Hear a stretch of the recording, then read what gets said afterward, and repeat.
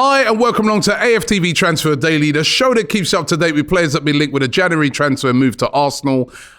First of all, let me just big up Arsenal. I love the artwork that was unveiled yesterday that's going to be going up around the stadium.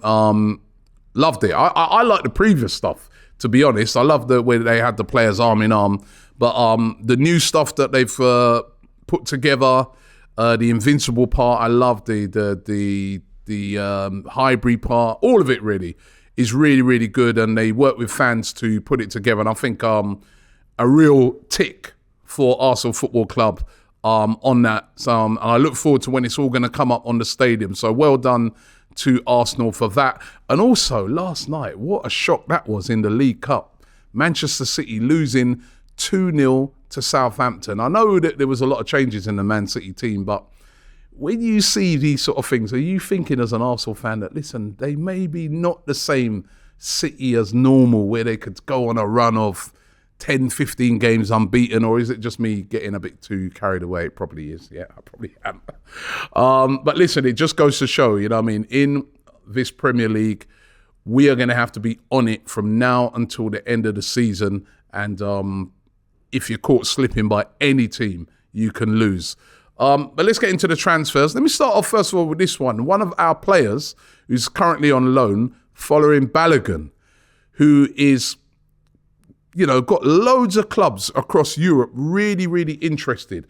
He has scored 10 goals already this season for Rams over there in Liga. And he's really been doing really, really well on his loan move. We've all known that he's got the potential, but it's always been a case of this guy needs game time. He needs consistent game time to go out there and prove himself. We've all known about his potential, and he has really excelled over there in the French league. Now there's a lot of clubs starting to get interested in him. Inter Milan are said to be very, very interested in him, as interested to maybe inquire about, you know, being able to buy him this January. I spoke a couple of days ago how Arsenal have already slapped a price tag of £34 million on him, according to some sources. But, you know, I'd love to get your guys' view on this. If a big offer came in for Balogun, should we sell him? Especially when we consider, you know, we're going to be outlaying a lot of money on Mudryk. Or do we hold on to him? He's a striker, you know. I mean, there's an argument for bringing him back because, you know, you think about it, you know, we've got Eddie.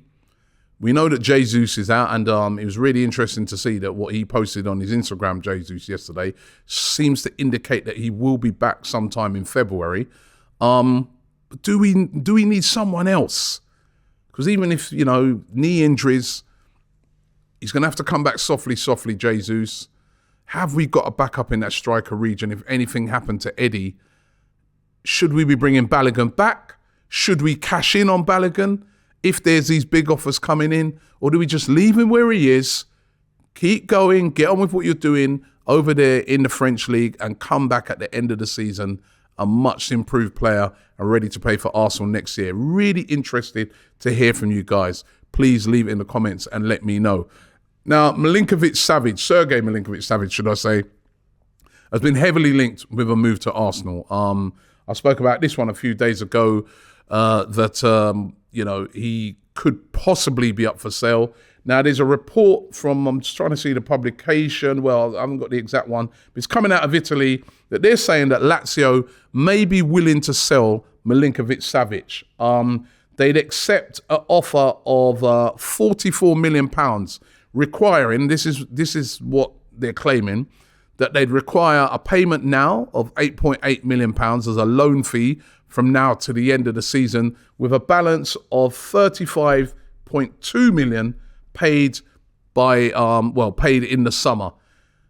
What do you guys think of that one? I mean, Milinkovic-Savic, again, a very, very highly rated player. You know, there's been talk about teams moving for him over the years, but they've always been put off by the hefty price tag.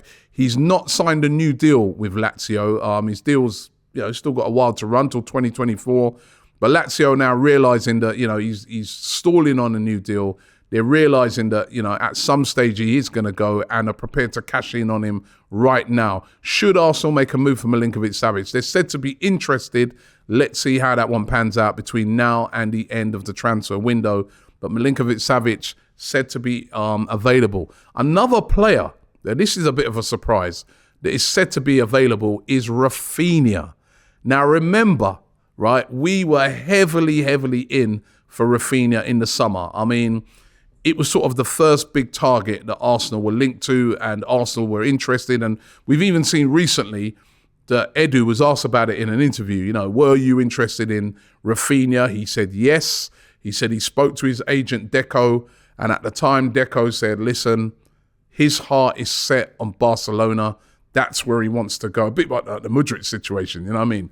Doesn't matter how much money you're going to put in. Remember, Chelsea came in, the usual, like what they did with the João Felix thing. Oh, you know what? We want him, and we'll pay it all right now, and we'll pay whatever millions is required. But the player wanted to go to Barcelona and ended up going to Barcelona. It hasn't really worked out at Barcelona for Raphinha. He's only scored 2 goals this season. He's not really been playing in his favourite position, which he likes to play on the right-hand side. You know, it's almost like a Saka.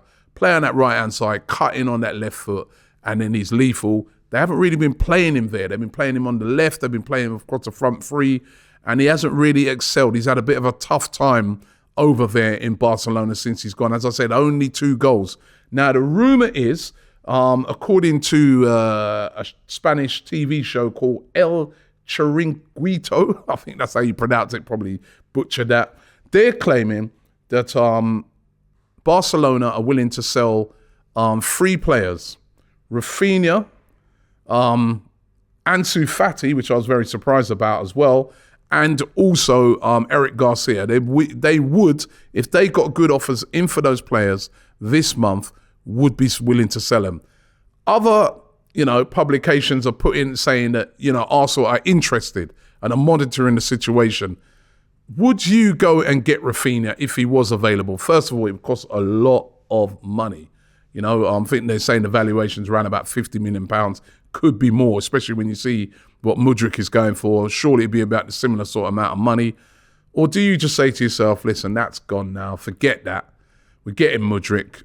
We don't need him. We've got Saka on fire. We don't need Raphinha. But interesting, he ran to Barcelona and it's not quite working out for him. I mean, I also saw another report the other day where Xavi was saying that he's very happy with his squad at the moment and he's told the board that, and he wants to keep the players that he has. However, we do know that teams like Barcelona, it's not really down to the manager. It's down to that board and the owners, and if they decide that they're going to sell a player, they will sell him. So let's keep an eye on that. I personally don't think Raphinha is going to move, but let's keep an eye on that. Another player from Barcelona that's been linked with a move to Arsenal, I spoke about this one yesterday, is Eric Garcia. Eric Garcia has been heavily linked over the last couple of days. Mikel Arteta used to work with him at Man City before, when he was there. He moved to Barcelona. Again, another player, it hasn't worked out for him. He told a publication called Sport over there in Spain that he's not interested in moving from Barcelona whatsoever. So it does look like he's staying put. I mean, I said it on the show yesterday. I'd be very, very surprised if he moved. He says he doesn't want to move. As I said, it's not always down to them. Look how they got in Aubameyang. Had him in for 6 months, then sold him. And now there's rumours that they might even take him back on a free. They're a different type of club. They're a different type of club, Barcelona. But I'll be surprised if he moves, and he's certainly saying that he's not looking to move at all. Now, the one we all are waiting for at Arsenal is Mykhailo Mudryk. When is this one going to happen? It seems inevitable that it's going to happen. We know that Chelsea have backed out of it now. They're not interested, so they say, because they know. It's a bit like what I explained with the Raphinha situation. The player only has eyes for Arsenal. He's coming to Arsenal. There's been a lot of rumours saying that the reason why Shakhtar have held out for this ridiculously high fee is the fact that they've lost so much money on players. Remember, because of the war in Ukraine, the FIFA had this ruling where they said that all of the foreign players that were playing for Shakhtar, all those Brazilians and that, were able to leave and join another club. So they lost out on lots of transfer fees and, potential transfer fees for those players. So you can't blame them. They're after as much money as they possibly can. I mean, I remember at the start of the window, they were saying, listen, we don't need the money, but they need the money. They need the money. It's tough times in Ukraine, and we all know that. But the Mudryk thing does seem to be getting closer. We've been told that he's agreed a 5-year deal with Arsenal. It's going to be up to around £45,000 a week for him. That's all been agreed. It is still, the sticking point is just sorting out that fee, which we are hearing is getting closer and closer, but still not done yet. I mean, I would have loved to have seen him coming in time for the North London derby. I don't think that's going to happen. But who knows? Maybe he might be in early enough to play against Manchester United next week. But Mudryk's getting closer, but still not there. They are still talking.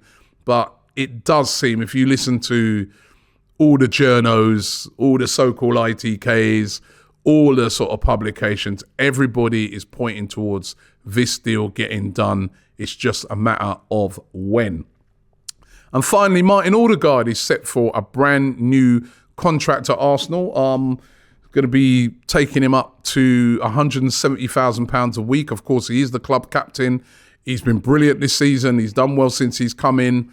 And as a reward, Arsenal are looking to give him a contract extension and obviously up his wages. His current contract expires in 2025, but definitely, listen, this is a player that we definitely want to see at Arsenal for the long term.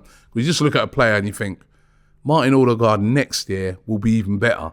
And the year after will be even better. He seems that type of player that is just on an upward trajectory. So well done to Martin Odegaard. New contract incoming for him.